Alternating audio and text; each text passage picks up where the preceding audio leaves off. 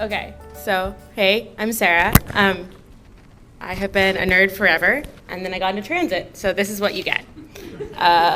Because I always liked sci-fi, and then I started working in transit and realized that I started paying attention to transit depictions in everything, because you can't turn your brain off once you start realizing a thing.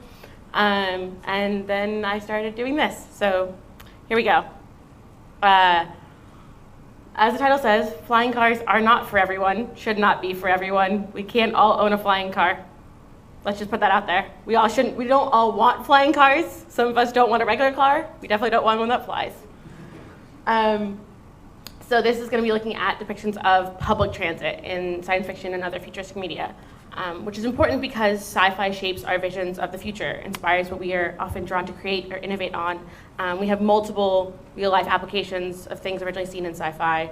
Obviously, mobile phones and smartphones from Star Trek's communicators, our obsession with humanoid-shaped robotic things, even though humans aren't the best shape for a lot of the things that we want robots to do. AI, or making sure AI isn't evil. Self-driving cars, all these are things that originated in sci-fi and then have driven us to try and make them real.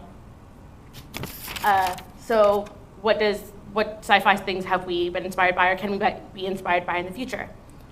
Firstly, it's actually going to be, hold on, there we go. One of the things I will not be talking about is the transporters in Star Trek. Because despite what you might think, they are not public transit. They're not publicly available. They are only accessible to people who are affiliated with Starfleet. That is not the general public. So I think this is everyone's first thought when I talk about sci-fi transit or things. And sadly, no transporters today. The main thing you see actually in most sci-fi isn't public transit, it is flying cars. And there's a whole range of them. So on the bottom is the spinner from Blade Runner 2049, which is a vertical flight car, up this, modeled off the spinner from the original Blade Runner. And then of course the classic,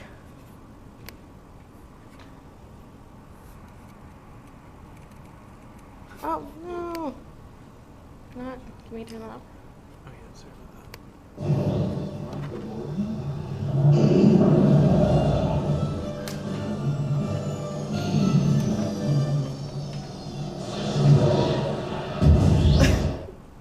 A different version of the flying car, but I think a lot of us saw as kids and were kind of struck by. So besides this, we don't actually have a huge wealth of things to pull from. There are little bits and pieces, but we want to look at actually transit that has driven people, that is accessible, accessible creation-wise, wormholes in science fiction movies, not necessarily a form of public transit we're going to be hopping on in the next 5 to 10 years. So we want to look at types of transportation that have actually led to innovation or could be in the near future. We don't actually have a ton to pull from. One of the ones that might surprise people as being something that comes out of futuristic media is the monorail. Because Walt Disney originally thought of monorails as the perfect public transit for the future. This piece of concept art, sorry that the caption's cut off, was done for Epcot, which was his experimental prototype community of tomorrow, so his perfect model city of the future. And he thought it was going to be mostly monorails. That did not come to fruition because he died, but he'd acquired land and moved towards building all this because he was inspired by monorails in Europe. So he saw this as the transit of the future, which is why there are monorails in Disney parks. Because he originally built those monorails in the late 1950s and then started working towards Epcot in the 60s and then passed away. However, we in the US don't really think of monorails as viable transit. I think a lot of us have this mental image of something it's a thing you ride on at a Disney park, not oh, I would get on this monorail to go to work every day. But there have been successful monorail projects in other countries. For example, this is Daegu's Metro Line 3 in South Korea. It's South Korea's first trial-type monorail, opened in 2015, has 28 stations, and is a working part of that city's public transit infrastructure. Kuala Lumpur has a monorail that's 11 stations. It's opened in 2003. There have been less successful monorail projects in places. South Korea had a failed monorail project in Molmito for safety and budgetary reasons, but it was a different type of monorail, and they were going with a less well-known company, so there was some issues there. But there are successful monorails in China and Latin America as well. So the only examples we have besides the parks are Las Vegas, which was kind of poorly planned and also not necessarily necessary. It's mostly just the Strip. If you don't want to walk along the Strip, you can monorail along the Strip, which I'm not sure really how many people need to do that or want to do that. And the other one in the US is Seattle, which was originally built in 1962 for a World's Fair held there, but it only recently began accepting credit cards. It's only 2 stations, and it's not linked to the rest of the public transit payment infrastructure, which is a big issue, because if you have to buy a separate ticket, and originally for a long time, cash ticket to ride this 2-stop monorail, it's not really part of your everyday life. So how do we, monorails aren't necessarily the solution for every city, but they can be more environmentally friendly, especially now there's electric ones. They can be quieter than other above ground transit, especially like a big train like Chicago's L, which are the loudest thing ever. If you've ever tried to like sleep near one, if you're in like an apartment next to the L, you always know it's coming by. Monorails are significantly quieter and can be safer and more cost effective depending on the situation. So how do we kind of change our, at least in America's perception of the monorail as just this like thing you ride on when you're hot in Florida, into something that's a potential future transit option for the cities where it makes sense to have it. Another fairly long-running idea is the idea of vacuum or pneumatic tubes. So these are 2 quotes from sci-fi novels from the 1930s that both deal with the idea of some kind of pneumatic tube that is human carrying. That gets shown in movies as well. So this next clip is from Logan's Run, which is a 1976 film based on an earlier novel. And this is more of a pod version of it.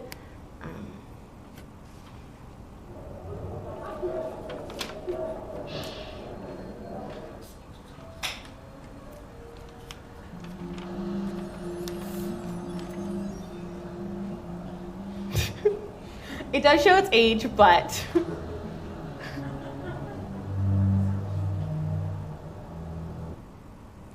it's a very interesting and very weird movie. I recommend it. It's an experience.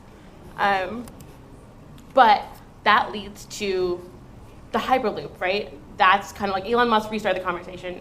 I personally don't think he's gonna like be the person who actually gets Hyperloop going necessarily, but he did start a broader conversation about the idea of a pod traveling through a system of vacuum tubes with very free of air resistance or friction, or minimal air resistance at least, in a way that we weren't really having that conversation before. The possibilities of this include pods and frictionless tubes, air skis, maybe maglev. We don't really have a set idea for like how Hyperloop will look, but there are a bunch of current Hyperloop projects, or people making bids to have Hyperloop projects. So one of which is South Korea, again, working on a train in a low-pressure tube.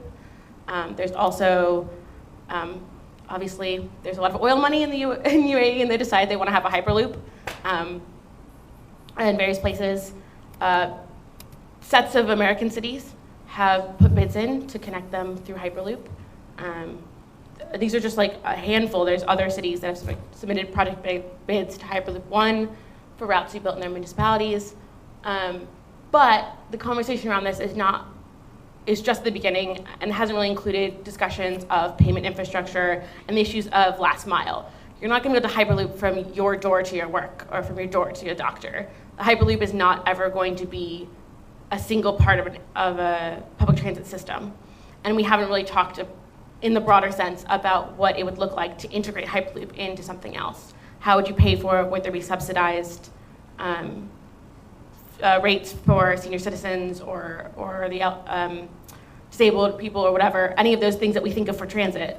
Would that work for Hyperloop? Could you do that? How would you pay if you're crossing state boundaries? All of these things need to be thought about if we're ever gonna like actually apply Hyperloop, and right now they're not really part of the discussion because a lot of cities are like, cool, tubes, pods and tubes, let's do it. Let's all just go for it. But if you throw a bunch of money towards that, you're gonna have to cut services in other ways, which is gonna impact if people would actually use the Hyperloop, because they're gonna have to use your service to get to the Hyperloop.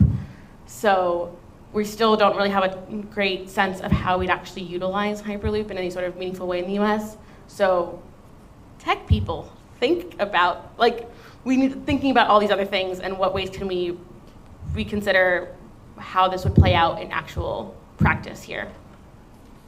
The last one I'm going to talk about is Black Panther, because it's one of the few really good modern depictions of public transit, and it's one of the only depictions where you actually see transit being utilized in the public sphere around the people who would actually use it. So this is a screen cap of a scene in the Wakandan capital where it looks like it's vibranium-powered maglev, potentially. We don't have a ton of information on how it runs, nor could we probably duplicate that, considering we don't have vibranium, unless one of y'all has it and has not been telling people, which is fine, I understand that, but also, you could do a lot of public good.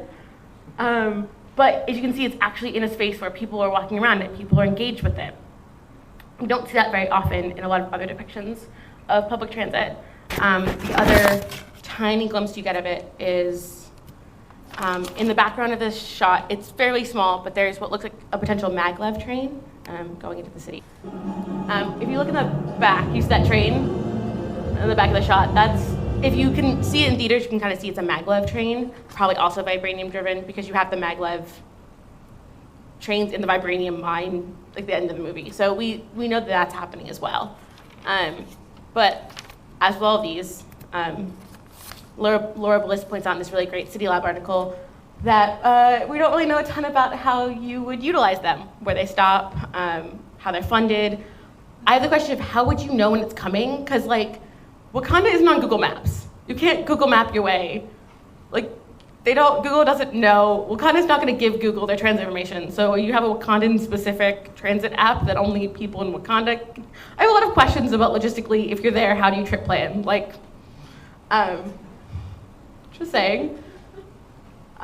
So even with this, which is the closest thing we get, and it's something that Ryan Coogler, the director, has said was based on BART, actually, we still have a lot of questions. But it does feel a little more grounded in a way I think is really important when we talk about these things. So then the question is always, how do we, as people in tech and people who use transit, fill in these gaps? Considering that none of these is, all of these images are meant to inspire us, but they're never going to give us the full solution. So we have to take them and look at the ways in which we can make them a reality in a way that gives us a better future that isn't just one, flying cars, or two, a different version of metros that we have already. Like, that can't be our only solutions. So where do we go from here? It's up to you guys. Thanks so much.